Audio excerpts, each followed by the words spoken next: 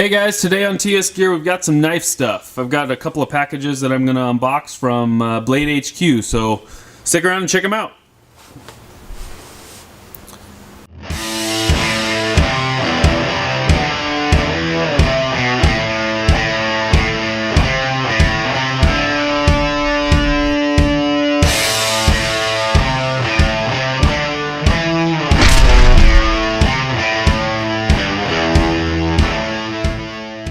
Alright, so today, as I said in the intro, we've got a couple of boxes from Blade HQ. So I kind of wanted to wait to open these until both of them came. So let's get into them. Hopefully I can open the right one first. So let's get into them here. We'll just grab one of these. And I had to tape everything to cover my name and personal information.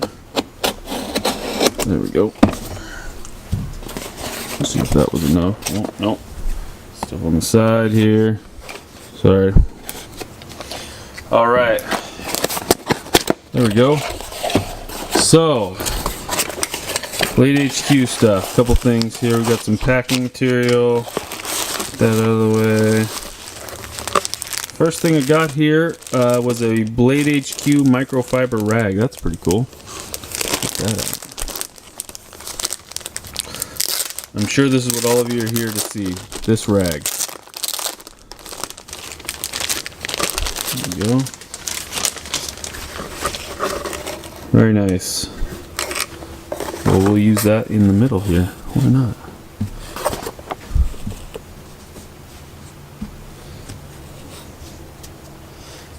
I'm trying a different setup today for my lighting, so bear with me. It's a little dark. There we go. Alright, microfiber rag. Next item, Spyderco box. Let's get them all out here. Spyderco box. Spyderco box. Little Spyderco tin. Perfect. So, first item we have, let's do this one first. Yes, this one first. The first item that I got from Blade HQ is the, wow. A little grease on it, a little oil on it. So this is the Spyderco Centafante 3, I believe it was. So that's a cool little knife. I've been kind of eyeballing these. They're not super expensive, and they're pretty lightweight. So, and I liked the shape of the blade and everything. So a nice saber grind on there with a false edge on top, which was kind of cool.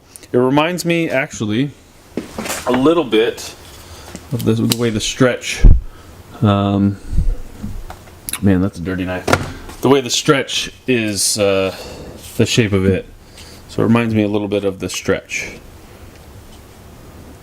Very cool. It's a little smaller. Looks pretty nice.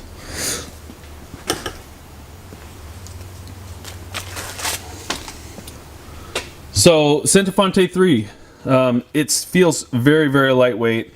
It's not one of their more expensive knives. Not one of Spyderco's more expensive knives.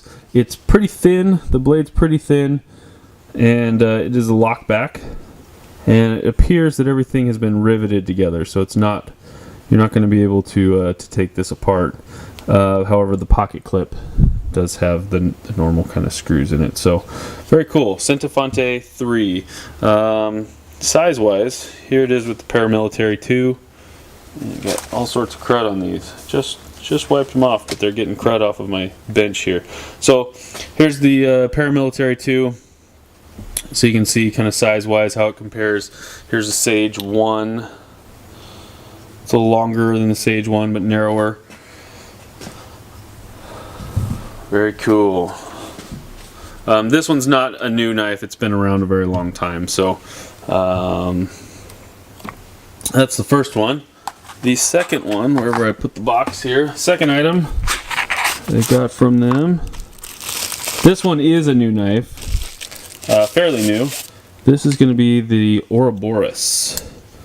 Very unique looking knife. Man,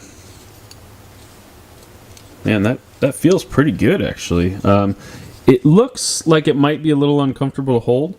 However, it does fit pretty nice. My hand's a little big for it, but the nice thing about this, in my mind, the first time I saw this, it looked like it'd be a great skinner.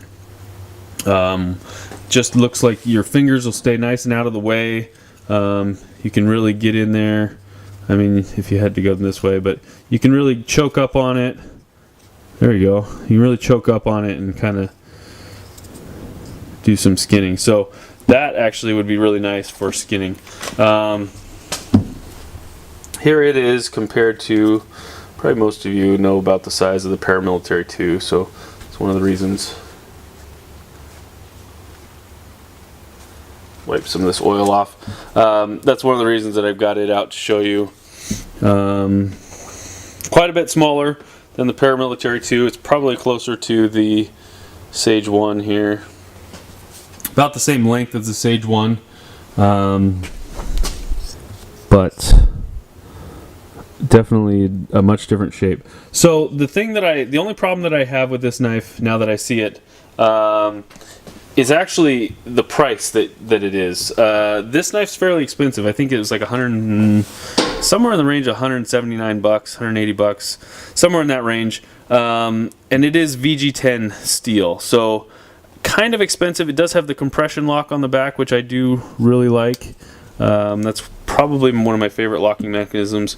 And it's pretty small for that price, I feel like.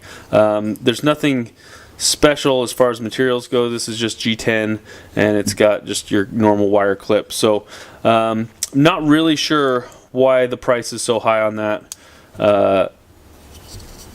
But that being said, it's pretty cool.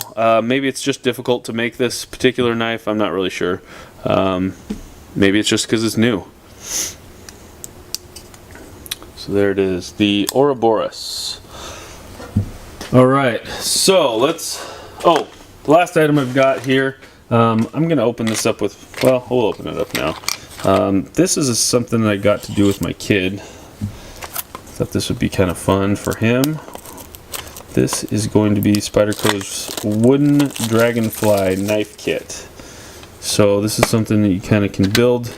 It's got instructions and little pieces, and so my son and I are going to build this together. So I think he'll like that. So wooden knife kit. That'll be fun. We might do a video on that. We'll see. He's going to be difficult to try to do anything like that with, but he's 3, so we'll see. Next, we've got another box here. So the reason I have 2 boxes here is because initially there was a certain knife that I was trying to purchase, and I had kind of been thinking about it, and I got really busy and wasn't able to just kind of finalize the sale. I needed to enter my new card information and stuff like that. And when I finally went to go back and do it, it was sold out. So I was not real happy about that, but decided to buy some stuff anyway. And just a couple days later, it was back in stock. So again, another Spyderco. Can you tell I like Spyderco knives? This is the one that I was really excited for. So this one is the brand new Spyderco Para 3. So it's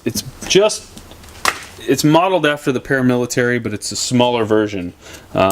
This is brand new. So it's going to be S30V steel, and this is the first time I'm seeing it, so it's pretty cool. So it's definitely smaller, but you know, it fits in your hand pretty well, especially if you choke up on it here on the choil.